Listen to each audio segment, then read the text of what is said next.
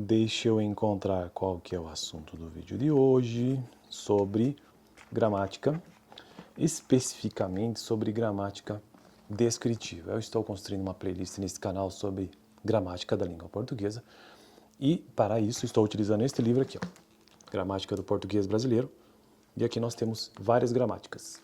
Este livro traz no seu início, na introdução, ou melhor, no capítulo 1, né, o que se entende por língua e gramática, ele traz, então, as concepções do que seja a gramática ou do que seja a língua, segundo algumas teorias. E então, existem, estou chegando nela aqui, teorias sobre a língua e a gramática. Basicamente são 4. A língua como um conjunto de produtos estruturados, ou seja, a gramática descritiva, a língua como um conjunto de processos estruturantes, a gramática funcionalista cognitivista, a língua como um conjunto de produtos e processos em mudança, a língua como a gramática prescritiva e a língua como um conjunto de usos bons. Ou melhor, a língua como um conjunto de produtos e processos em mudança, que é a gramática histórica, e a língua como um conjunto de usos bons, gramática descritiva. O que eu quero dizer com isso aqui, a gramática não é uma só, pelo menos em termos linguísticos, a gramática pode ser vista sob 4 teorias básicas. Então, gramática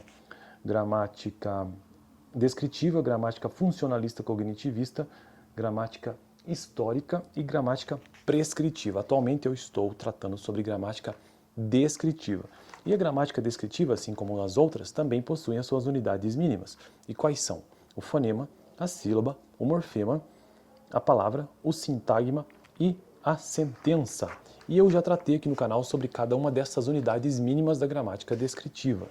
Deixa eu ver se resta alguma coisa ainda sobre sintagma, sobre sentença. Senão já podemos avançar para o próximo tópico.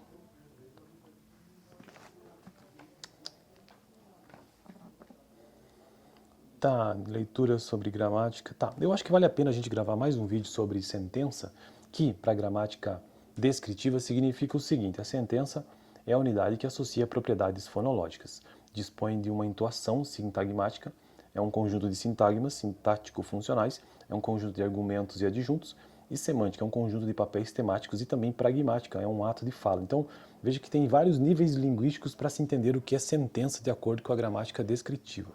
Basicamente, existe uma sentença e existem 3 elementos que compõem essa sentença, segundo a gramática descritiva. Então, ou seja, os constituintes da sentença são: à margem esquerda nós temos o especificador, no núcleo nós temos o verbo e na margem à direita nós temos o complementador. E são estes os termos que a gramática descritiva utiliza no caso das sentenças. Pode ser que exista um especificador, pode ser que não exista. O núcleo sempre existe e pode ser que exista um complementador ou não. Se bem que nos exemplos que eu tenho aqui eles existem sempre. Resumindo então agora no texto, o que se disse? Constata-se que as unidades linguísticas tais como... aqui já é um resumo então de tudo que nós tratamos sobre unidades mínimas aí unidades mínimas não, né? Como é que é o nome? Unidades aqui, ó. Unidades da gramática descritiva. Constata-se que as unidades linguísticas, tais como o fonema, o morfema, o sintagma e a sentença, reúnem em si as propriedades de regularidade, determinação e lugar de figuração no enunciado. O sintagma e a sentença exibem também a propriedade de concordância. Em seu conjunto, essas propriedades retratam a conexidade que encontramos no interior de cada unidade. A teoria sobre as unidades da língua se constitui na pedra de toque para seu entendimento como uma estrutura. Dela se ocupa a gramática descritiva, que descreve a partir de um dado corpus os fonemas. Corpus é um conjunto de palavras ou um conjunto de termos ou são dados que se utiliza para se realizar pesquisa. Então, um dado corpus, os fonemas, os sintagmas e as sentenças, propondo regras descritivas para dar conta dessas unidades e para obter generalizações.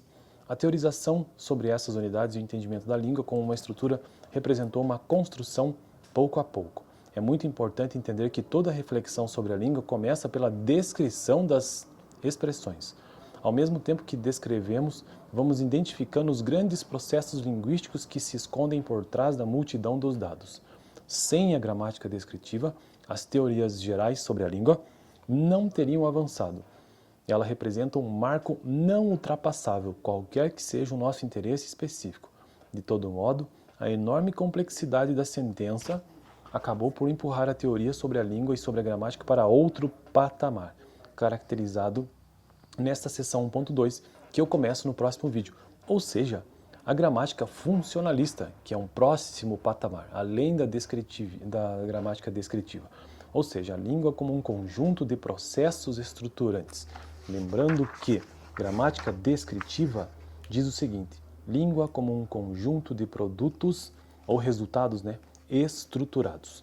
E para finalizar o vídeo de hoje, então, quero apenas deixar aqui leituras sobre a gramática descritiva e estruturalismo linguístico. Alguns autores que este livro aqui, do Ataliba de Castilho, sugere para o bom entendimento do que seja, então, a gramática descritiva do seu ponto de vista linguístico. Saussure, lá de 1917, 72, Sapir são apenas os autores. Sapir, eu não sei se a pronúncia que trarei desses nomes está correta, porque muitos deles eu não conheço. Então, Sapir, 1921-1954, Jespersen, 1924-1971, Blomfield, 1933, Câmara Júnior, maior linguista brasileiro, 1942-1954, Gemslev, 1943-1975, Glesson, 1955-1978, Trubetskoy, 1957, Rocket, 1958-71, Borba, 1963, Lepchi, 1966-71, Apresian, 1966-1980, Rodrigues Adrados, 1969, Martinet, 1973, Frank, 1976, Biederman, 1978, entre outros. E eu finalizo por aqui, então no próximo vídeo talvez eu faça um apanhado geral de todos esses tópicos de gramática descritiva, ou então já comece a próxima teoria, ou seja, gramática funcionalista. Vou decidir isso ainda. Valeu!